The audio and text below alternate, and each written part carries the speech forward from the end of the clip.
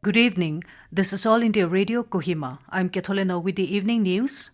The headlines: President Ram Nath Kovind inaugurates Ashadha Poornima celebrations, says Buddha's teaching is woven around love, compassion and non-violence. Nagaland DGP inaugurates police post building, advises policemen to create good image for Nagaland Police. Nagaland COVID-19 tally climbs up to 563 with 24 fresh positive cases reported today. And Union Health Ministry issues revised clinical management protocol for COVID-19 patients.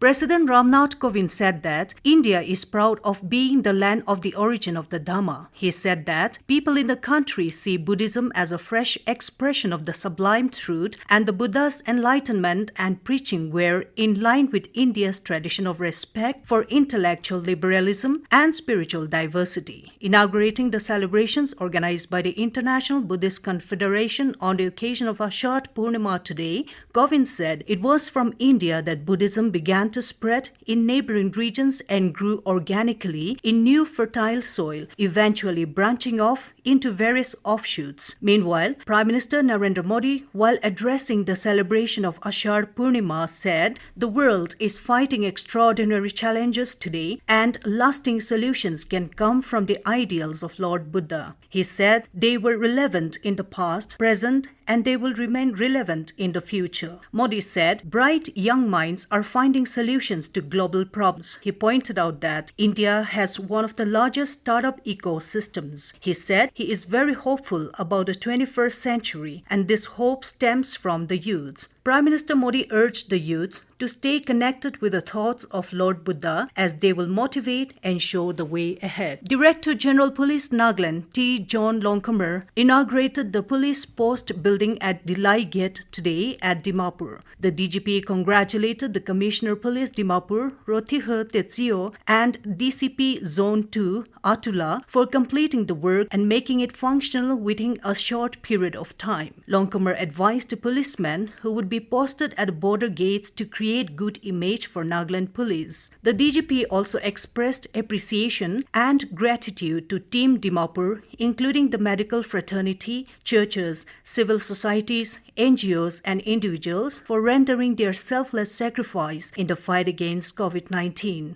Nagaland APC, also in charge of Dimapur district COVID-19 activities, Y. Kikheto Sema, said that with the new police post facility, the mindset, attitude, and way of living of the people residing in the border areas also ought to change. He called upon the Nagas for having peaceful and cordial relations with the immediate neighbors and encouraged them to love one another. Nagaland reported 23 fresh positive cases of COVID-19 today out of 411 samples tested. Health and Family Welfare Minister S. Pangnupom in a tweet said 21 are from Paran and 2 from Kohima. Another 1 more fresh positive cases of COVID-19 have been reported from Mon, taking the total tally to 563. Of the total cases, 335 cases are active, while 228 have recovered. Meghalaya Chief Minister Conrad K. Sangma in a tweet said that 4 more persons have tested positive for COVID-19. With 4 more cases, the total number of active cases has gone up to 22, while the number of recovered patients are 43 and total confirmed cases stands at 66. Meanwhile, Assam Health Minister Himanta Biswa Sarma said 365 new COVID-19 cases were reported yesterday, taking the state's total tally to 9,799. In Arunachal Pradesh,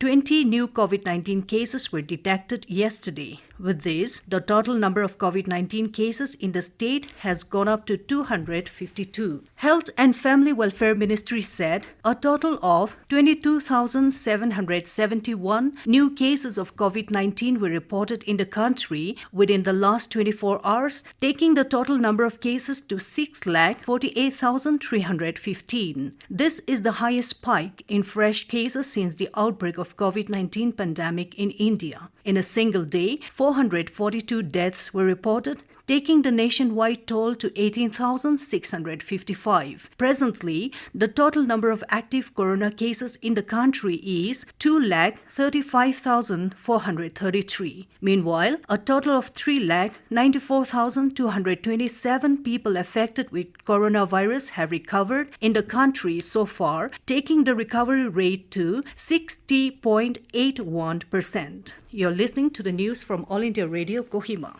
Union Health Ministry has issued revised clinical management protocol for COVID-19 patients. The new protocol also contains the details of symptoms and conditions in different stages of treatment. In the protocol, the ministry has recommended the dosage of the antiviral drug remdesivir being administered to hospitalized COVID-19 patients to 5-day treatment course. The ministry said remdesivir drug is only for restricted emergency use on patients with moderate disease who are on oxygen support. The drug cannot be administered to a pregnant or lactating mother and children below the age of 12 years. Also, the drug is not recommended to a patient with severe renal impairment. The use of anti-malaria drug hydroxychloroquine has been recommended for early use in the disease course as possible to achieve any meaningful effects and should be avoided in patients with severe disease.